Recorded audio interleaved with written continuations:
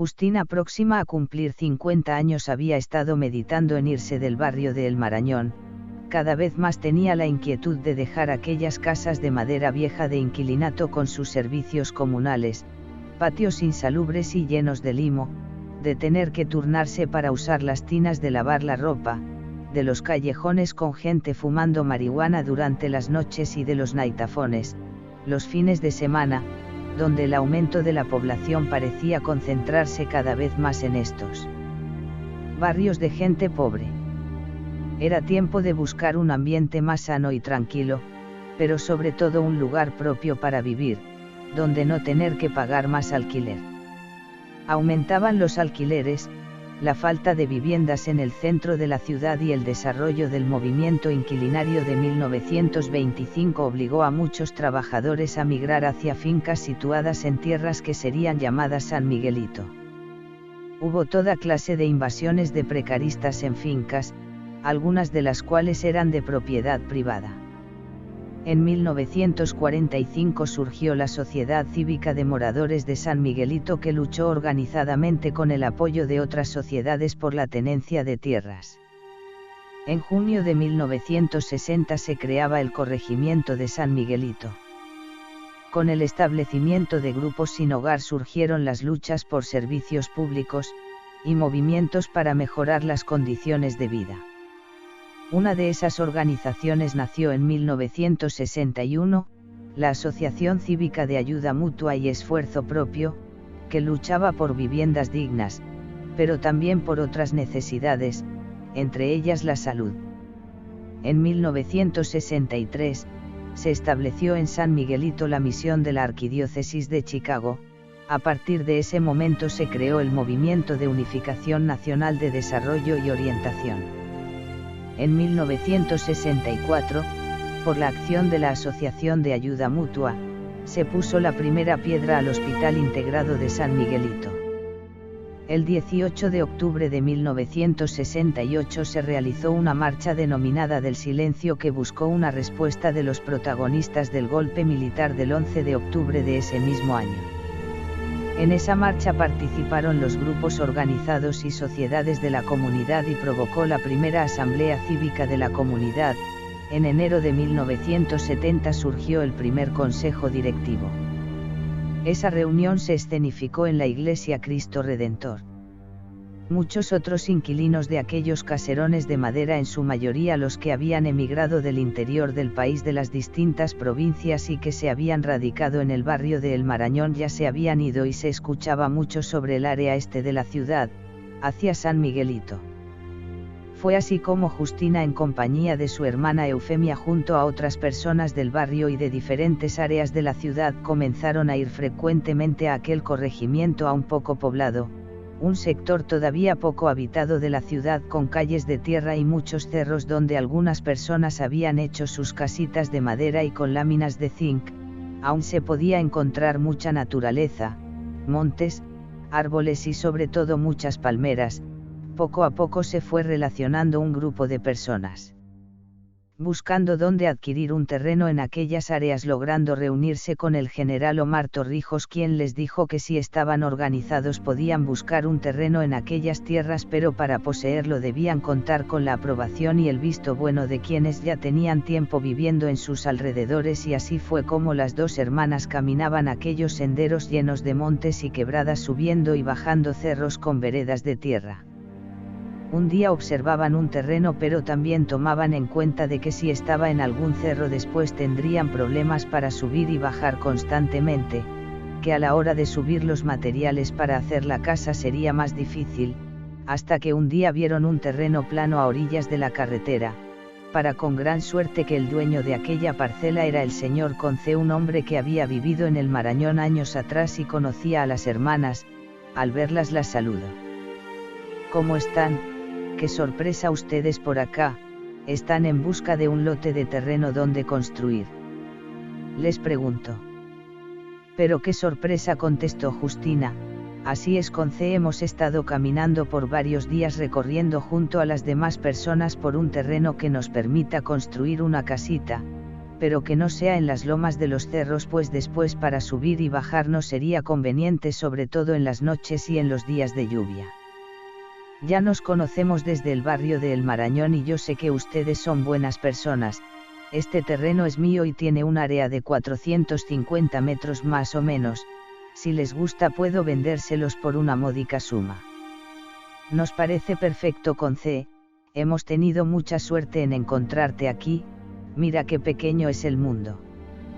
Al pasar de los meses, poco a poco las hermanas fueron adquiriendo los materiales para construir su nuevo hogar en aquel terreno. Un día Adalberto y Graciela fueron a ver qué tan adelantada estaba la casa de Justina con el pequeño Fortón en brazos. Varios vecinos del lugar les dieron la bienvenida a los nuevos padres y le preguntaron a Graciela cómo había sido el parto del bebé. Los padres procedieron a contarles. En la noche del 3 de marzo Graciela despertó a su marido a eso de las 11:30 de la noche diciéndole que sentía muchos dolores, que sentía que el bebé que llevaba en sus entrañas estaba por salir, lo podía sentir moviéndose más fuerte que nunca.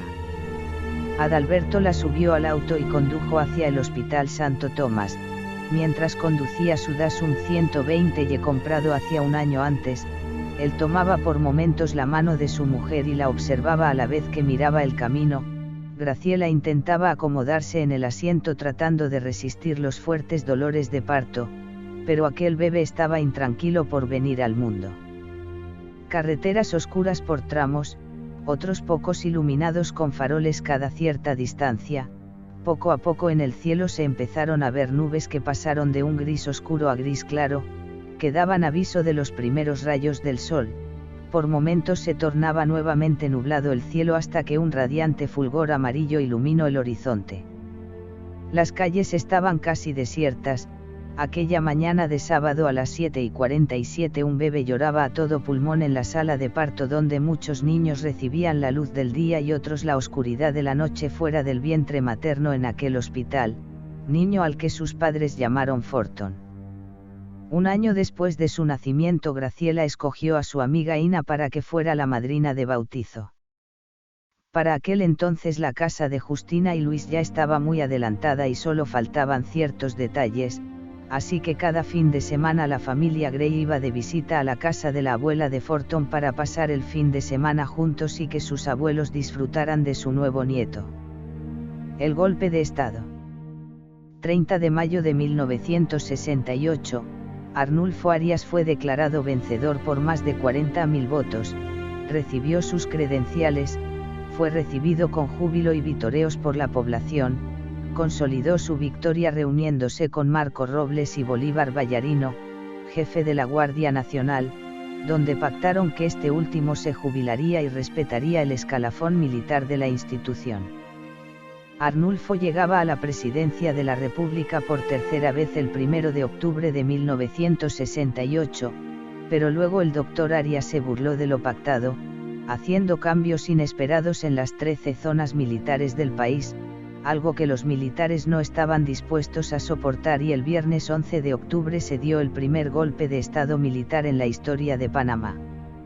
Al amanecer de aquel viernes se escuchaban rumores de un posible movimiento golpista, dadas las fuertes diferencias que existían entre la nómina ganadora en las elecciones de mayo y la actitud de la coalición en oposición, fraccionada por sus ambiciones políticas, además de las medidas que tomaría el nuevo gobierno panameñista de Arnulfo Arias Madrid, que representaba los sectores ganaderos y agrícolas conservadores, con los cambios dirigidos para los estamentos de la Guardia Nacional.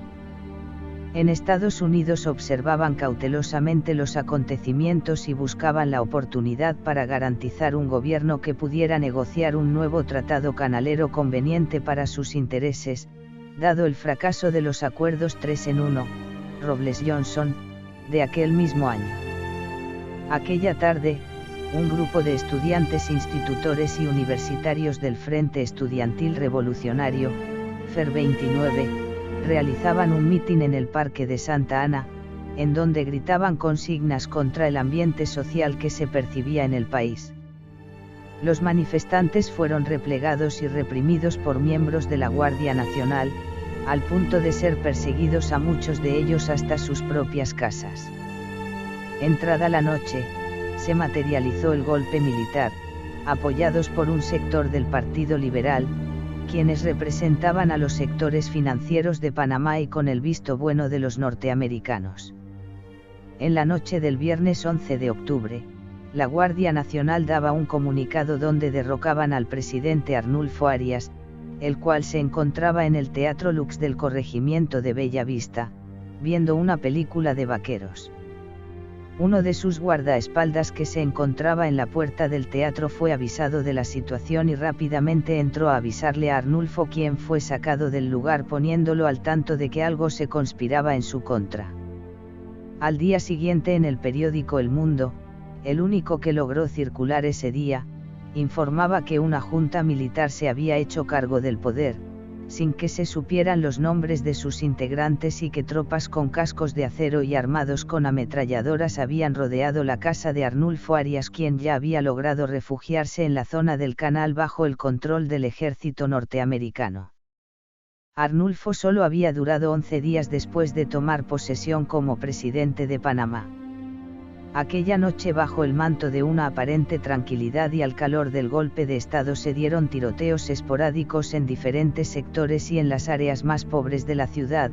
El director del Hospital Santo Tomás daba declaraciones que un hombre y una mujer habían sido atendidos por herida de bala. En aquel periódico se daba la noticia que todos los derechos civiles habían sido suspendidos. Entre 1968 y 1969 en Panamá se dio una guerra de guerrillas en toda la capital y en el interior del país por parte de la Federación de Estudiantes de Panamá y otras organizaciones, así como de grupos aliados al derrocado presidente Arias. Se dieron ataques contra la Guardia Nacional, se cerraron algunos periódicos y empezaron a aparecer panfletos y afiches fabricados desde la clandestinidad. Fueron cerradas varias emisoras y la Universidad de Panamá fue cerrada por algunos meses. 1969. Tomaba las riendas del país la figura de Omar Torrijos Herrera, pero también durante su gobierno, Torrijos tuvo que sortear y frustrar un intento de golpe de Estado el 12 de octubre por miembros de la Guardia Nacional. Indiscutiblemente se convertía en líder de la revolución, como le llamaba al proceso que lideraba. Inició un desarrollo social significativo de las clases más pobres, el campesinado, los indígenas, profesionales, trabajadores y las clases bajas de la sociedad de las ciudades de Panamá y Colón. Estos eventos serían el inicio de una futura dictadura militar en el país. Panamá tuvo un ligero avance durante los inicios de la dictadura militar. La inflación de Panamá era baja. Empezó a circular en las calles fuertemente el Balboa, como muestra de un gobierno militar antinorteamericano. El poder comenzaba a centrarse en los militares, donde el presidente de la República no era más que un títere del jefe de gobierno, que era a la vez jefe de la Guardia Nacional. En busca de un nuevo hogar. Los años transcurrieron con normalidad y la familia Grey había formado una relación fuerte y duradera. En el cuarto cumpleaños de Forton, su padre Adalberto había meditado en una importante decisión comentándoselo a su esposa. Graciela, amor, sabes que hemos estado ahorrando y en ocasiones te he comentado que mi deseo es independizarme de la empresa para la que trabajo y abrir mi propio negocio de decoración, pues creo que ya es el momento de dar el paso. Además, nuestro hijo está creciendo y también debemos pensar en mudarnos para que crezca en un ambiente más sano que estas calles llenas de cantinas y callejones que se tornan peligrosos durante la noche. Sí, mi amor, es cierto, pero ¿hacia dónde nos iremos? Bueno, en el Hospital Ángela, una de mis compañeras, siempre habla de los terrenos que su esposo Rubén posee en el área de Chame y que está vendiéndolos a buenos precios.